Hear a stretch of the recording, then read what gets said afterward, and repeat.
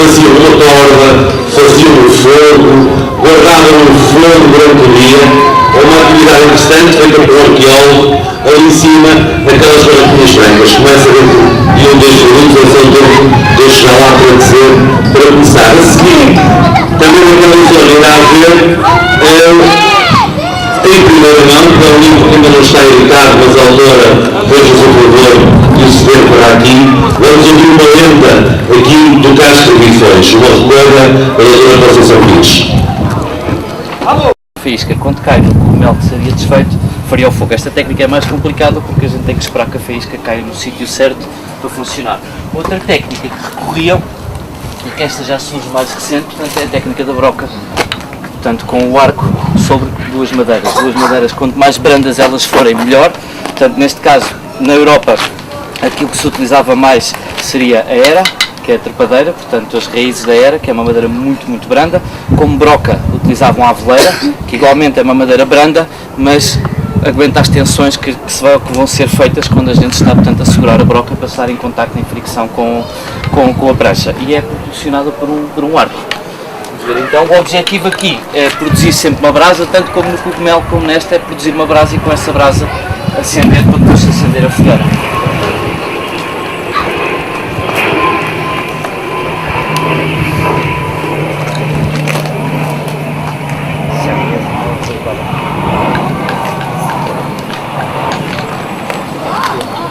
Faça muito expectativa porque não é um isqueiro e portanto pode não funcionar à primeira.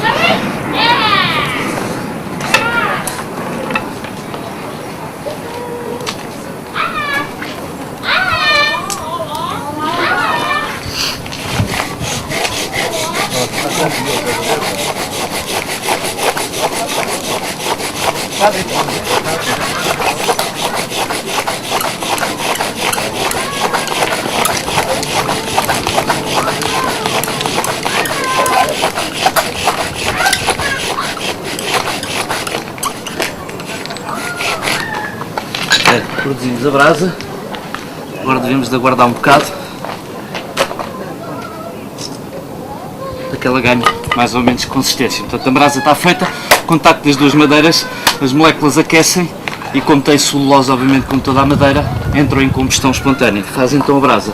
O objetivo então é colocar, agora vai fazer um bocadinho de fumo, mas eu penso que ele vai todo para aquele lado. Para esse lado convém, fazer um bocadinho de fogo. A brasa já tem uma consistência. Agora coloca-se aqui no interior.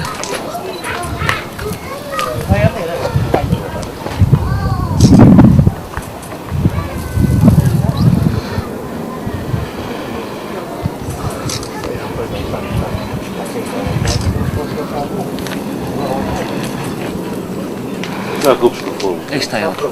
E pronto. Esta forma era só colocar na fogueira e acender a fogueira, apenas utilizando então 2 pedacinhos de pau. Ó Pedro, eu que estava a pensar que tinha que ficar a brasa. Não é preciso.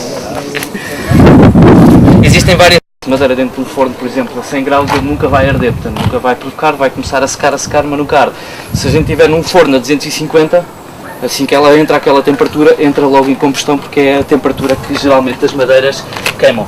Brandas, que é para se desfazerem, para ser mais rápido. Quanto mais dura for a madeira, é impossível. Por exemplo, o que eu utilizo com o fogo é um bocado de bucho, é impossível. Ninguém faz fogo com bucho. E eu consigo direcionar, porque eu não tenho controle pela faísca. A faísca que sai, ela neste momento já estão a sair, só que a gente não os vê. Quer dizer que só que sai, só faziam isso à noite? ou não fazem à noite ou fazem num sítio mais escuro, portanto, num sítio mais escuro para conseguirem controlar. É uma técnica que se utiliza muito em ambientes úmidos, muito úmidos, porque mesmo o cogumelo assim que se apanha da árvore está imediatamente pronto a ser utilizado. Pode apanhar água, não tem problema, porque estas fibras não absorvem água e estes materiais podem estar molhados, que quando se chocarem um no outro vão sempre provocar. É uma técnica que a gente encontra muito associada, por exemplo, aos povos que vivem nas zonas montanhosas, onde neva, onde é mais rigoroso, portanto, o tempo. E geralmente, por exemplo, há um caso muito do indivíduo que foi encontrado nos Alpes, que é o Otzi, que é o homem do gelo, que já seria, portanto, da idade dos metais, portanto, da altura do cobre, ainda não do ferro, mas do cobre. E ele, como morreu congelado nos Alpes, tinha tudo, portanto, estava vestido rigorosamente como se estivesse a atravessar os Alpes, e dentro de uma bolsinha de pele ele tinha então um bocadinho de sílex, e tinha o cogumelo, um bocado de cogumelo preso, como se fosse um cérebro. Este aqui, para além de fazer fogo, também funciona como um antibiótico. Tem propriedades antibióticas. Este cogumelo, porque é um fungo. É um fungo. Os cogumelos seria comum encontrar-se por aqui naquela época? Encontra-se aqui em tudo que seja amieiros, salgueiros. Tudo que seja amieiros, salgueiros. Este aqui, exatamente. Isto são fungos que se desenvolvem nestas árvores mais brandas, que estão junto à água e que estão sempre a beber água, e portanto são madeiras muito brandas. Assim que a árvore começa a ficar doente, este cogumelo geralmente começa-se a desenvolver e acaba por matar a árvore, que vai consumir o osso todo aqui que está dentro. Por isso é que ele é altamente. Basta uma faísca pequenina que não é só utilizado para fazer fogo, mas também como transportador de fogo. Um cogumelo desta dimensão pode levar cerca de entre 12 a 24 horas a consumir lentamente. Portanto, muitas vezes a gente vê ainda hoje, em algumas sociedades africanas, especialmente os Kun, que têm um fungo idêntico a este, que cresce também nas árvores.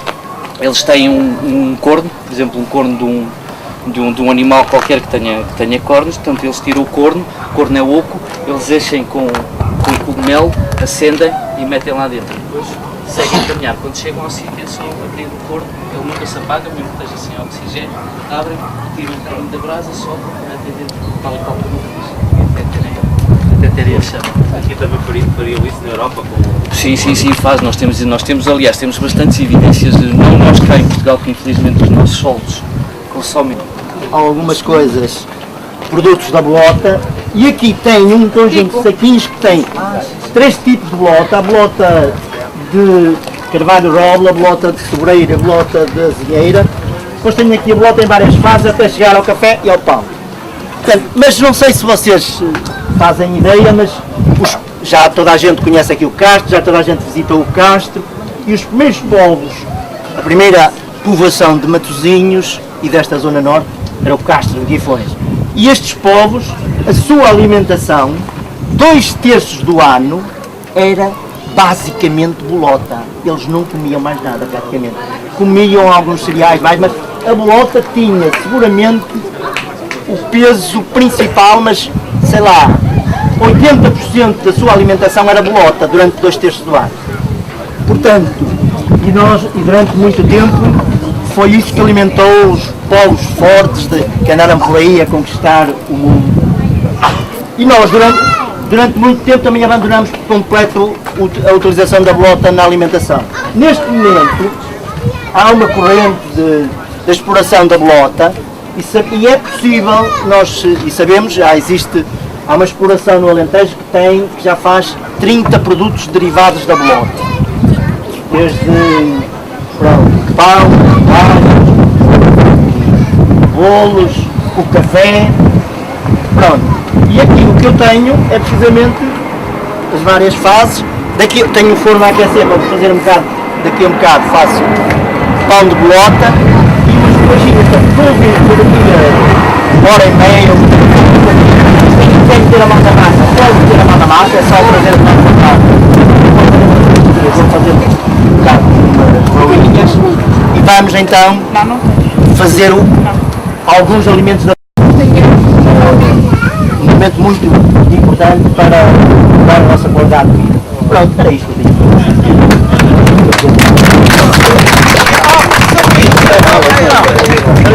Outra coisa, aqui este nosso amigo vai fazer aqui uma apresentação de uma circunstância que é nova, isto não estava aqui.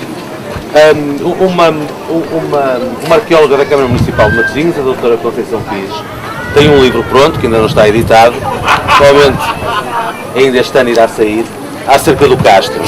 É a primeira vez que se publica algo acerca do Castro, praticamente desde Joaquim Neves Santos, dos anos 50, dos anos 50 e 60, que ele publicou muitas coisas. Depois houve aí alguns artigos científicos, mas é uma das publicações. Portanto, é uma publicação acerca das lendas do Monte Castelo. Não é? Nós estamos a falar aqui de um sítio, eu não sou historiador, mas vou dar só uma ideia, um sítio que distingue-se de muitos por 2 ou 3 razões. A primeira razão fundamental é pela proximidade do rio e pelo facto de aqui chegarem, está aqui este nosso amigo de manhã, teve a ouvir a explicação do professor Varela, portanto, chegarem aqui muitos materiais vindos do Mediterrâneo, da Tunísia, de Marrocos, da Fenícia, muitos materiais do sul de Espanha, de Sevilha, muitos materiais de Alcácer do Sal. Portanto, isto durante um período de vários séculos, isto aconteceu. E o material, o rio Lessa era navegável até aqui, porque tinha estuário, e então aqui encontramos muita cerâmica dessa época, e cerâmica que não é de cá, portanto não é possível com as terras existentes aqui, portanto é cerâmica que veio até aqui. Que depois serviria não só para este castro, como serviria para todos esses castros que existiam pelo interior. Pelo menos em Custóias sabe-se da existência de um no sopé do Monte Sanjães, sabe-se da existência de outro em Esposade, na dita pedreira de Esposade, no Monte da Vela, sabe-se da existência de um outro que era o castro da Caredi, não é de Carei, mas em Lessa do Valio, em São Sebastião, se souber até que a Capela de São Sebastião fica no alto e tem, o rio Lessa cá em baixo, como está hoje em dia. Não só estes, mas muitos mais caros para o interior. Este depois o castro que existe em Esposende, que eram depois de outra época, que eram os castros, digamos, litorais. A outra curiosidade deste castro é que este castro tem uma ocupação intensiva durante 10 séculos, ou seja, desde menos 5 antes de Cristo até 5 antes de Cristo, onde se prevê, para a frente ainda tem existido aqui um pequeno castelo ou fortificação em cima do castro. Daí o nome Monte Castelo.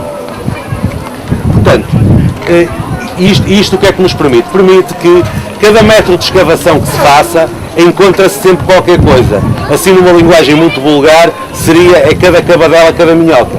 Ou seja, estão em baixo as escavações que fizeram este mês, no mês passado, durante o mês passado, e numa área de aproximadamente 30 metros quadrados, encontram-se ali cronologias desde os romanos, encontrou-se um vidro fantástico, cavalo pintado num vidro romano, encontra-se elementos no mesmo espaço, no mesmo metro quadrado, encontramos coisas que são com 400 e 500 anos de diferença. Portanto, isto não é fácil a ver nesses castros que estão por aí acima. O que irá dificultar, espero que isso aconteça, irá dificultar no futuro a escavação.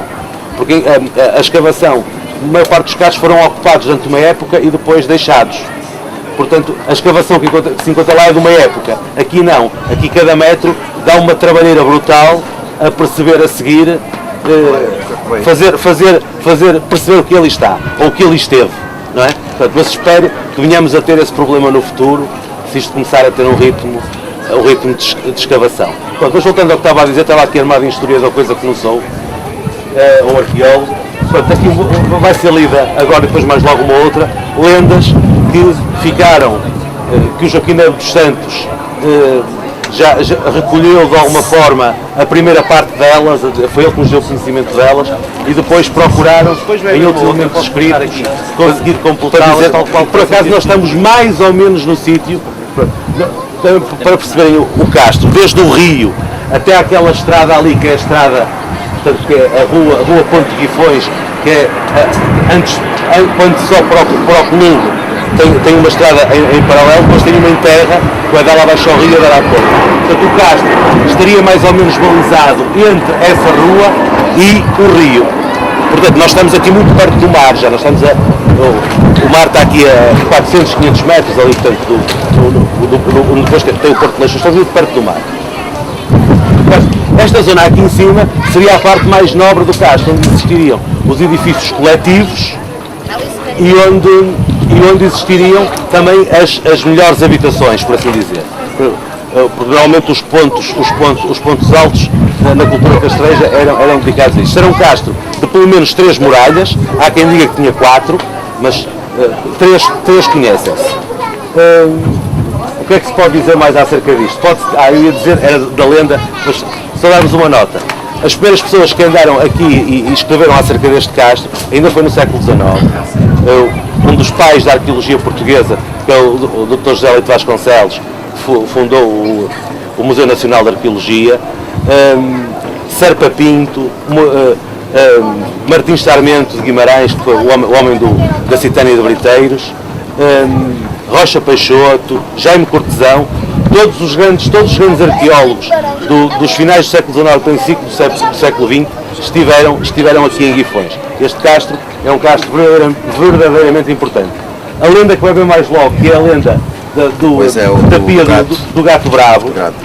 A Pia do Gato Bravo, há aqui pessoas de Guifões que a viram, de certeza nunca a vi. Era mais ou menos por aqui.